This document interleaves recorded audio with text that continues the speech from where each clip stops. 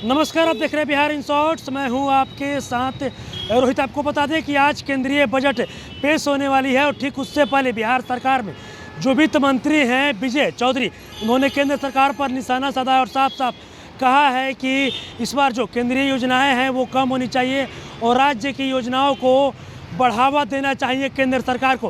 क्या कुछ करें विजय चौधरी, आप देखिए इस वीडियो में। देखिए, जो केंद्रीय बजट आने वाला है वो पिछले दिनों दिल्ली में केंद्रीय वित्त मंत्री ने हम लोगों से एक विमर्श का कार्यक्रम रखा था राज्य सरकारों के साथ। बिहार सरकार के प्रतिनिधि या वित्त मंत्री के रूप में मैं भी उसमें शामिल हुआ था और उसमें हम लोगों ने अपनी अपेक्षाएं केंद्रीय वित्त मंत्री जी को हमने बता दी है कि सबसे पहले तो जो एक सूद रहित ऋण की व्यवस्था पिछले दिनों में की गई है, जो हर राज्य सरकार को दी जाती है, उसको जारी रखना चाहिए, पहली बात। दूसरी बात, जो कोरोना काल में जो राज्य सरकारों की ऋण लेने की जो सीमा होती है उसको बढ़ाने का जो निर्णय लिया गया था, 3% को 5% किया गया, फिर 4 किया गया, फिर 3.5 किया गया, अब इस बार से फिर 3 हो जाना है। तो हम लोगों ने कहा बिहार की तरफ से कि कोरोना के बाद बिहार की भी और पूरे देश की अर्थव्यवस्था अभी तक पूरी तरीके से उससे उबर नहीं पाई है, इसलिए ये जो ऋण लेने की सीमा है इसको अभी जो SGDP कहते हैं, जो हमारा राज्य का सकल घरेलू उत्पाद होता है, उसके 4% जो पिछले वर्षों में रहा है उसको रहने देना चाहिए। तीसरी बात कि जो केंद्र प्रायोजित योजनाएं हैं उसकी संख्या घटानी चाहिए। हम लोग बराबर कहते हैं कि केंद्र प्रायोजित योजना का स्वरूप देखिएगा तो ये योजना बनाती है केंद्र सरकार और उसमें कुछ पैसे डाल के अब राज्य सरकारों को कहती है कि आप इतना पैसा डालिए तब आप इतना पैसा निकाल सकते हैं। तो ये एक तरह से वो अपनी योजनाओं से राज्य सरकार पर वित्तीय दबाव बढ़ाते रहते हैं और इन्हीं के नीति आयोग ने जो मुख्यमंत्रियों का समूह बनाया था केंद्र प्रायोजित योजनाओं के अध्ययन के लिए, उसने भी अनुशंसा की है कि केंद्र प्रायोजित योजनाओं की संख्या सीमित होनी चाहिए और एक तरह से उन्होंने इशारतन कहा है कि जो इसकी संख्या 30-35 से अधिक नहीं होनी चाहिए। और आप देख रहे हैं इसको, और इस अनुशंसा को केंद्र सरकार ने मान भी लिया है।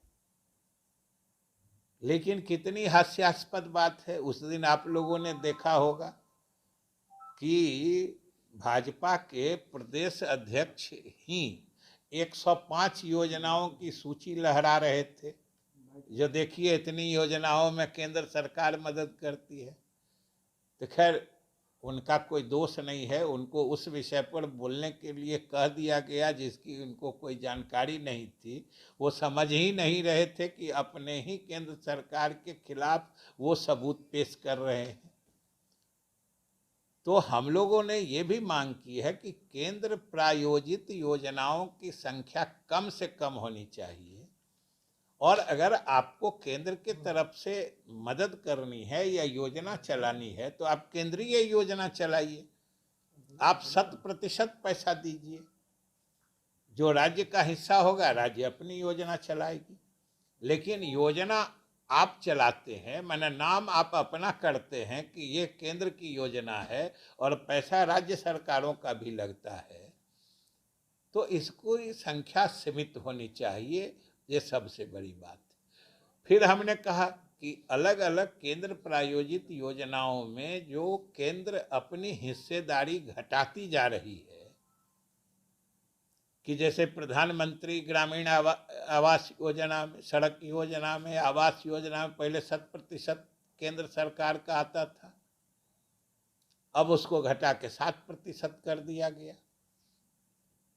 समझिए जो सर्व शिक्षा अभियान था, जो 85-15 और 75-25 पे चलता था, अब उसको समग्र शिक्षा बना के पहले 60-40 किया गया, अब 50-50 करके अब कह रहे हैं कि हम 5% हर साल घटा देंगे। ये क्या है भाई?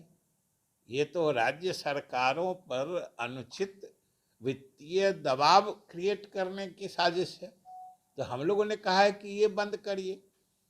जो योजना आपको चलानी है पूरे तरीके से केंद्रीय योजना चलाइए। यही सब मांगे हमने की है और हम तो आशा लगाए बैठे हैं। और बिहार की तरफ से तो हमने जो सबसे प्रमुख बात कही कि भाई आप अलग अलग योजनाओं की समीक्षा करके अलग अलग जो विकास के सूचक हैं, मानक हैं, आप ही के आंकड़े बताते हैं कि बिहार सरकार की उपलब्धि सराहनीय रही है और उनमें से अधिकांश पैमानों पर हम लोग जो ऑल इंडिया एवरेज है, यानी राष्ट्रीय औसत है विकास के मानक का, हम लोग उससे अच्छा परफॉर्म किए हैं औसत से।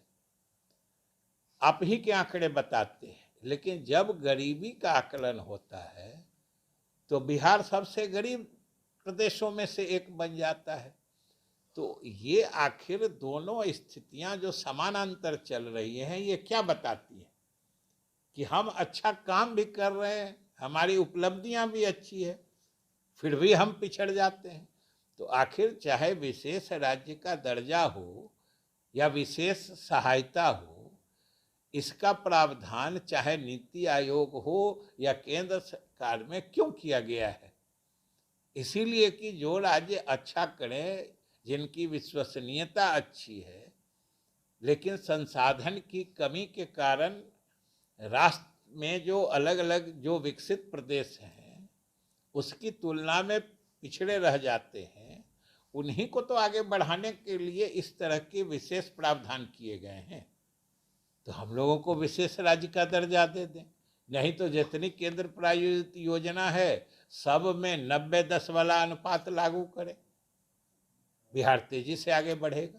तभी आपने देखा जो बिहार सरकार में वित्त मंत्री हैं विजय चौधरी, उन्होंने साफ साफ कहा है कि जो केंद्र की योजनाएं हैं वो कम होनी चाहिए और राज्य की योजनाओं को बढ़ावा देना चाहिए। और वहीं उन्होंने ये भी कहा कि जो हिस्सेदारी की बात होती थी 60% हिस्सेदारी केंद्र को तो 40% राज्य को मिलती थी, तभी हिस्सेदारी जो थी इसको भी बढ़ा के अब 90% और 100% कर देना चाहिए। और भी क्या कुछ कह रहे थे वित्त मंत्री विजय चौधरी, अपने इस वीडियो में देखा। बस इसी तरह की तमाम खबरों के साथ आप मेरे साथ जुड़े रहें। तब तक के लिए धन्यवाद।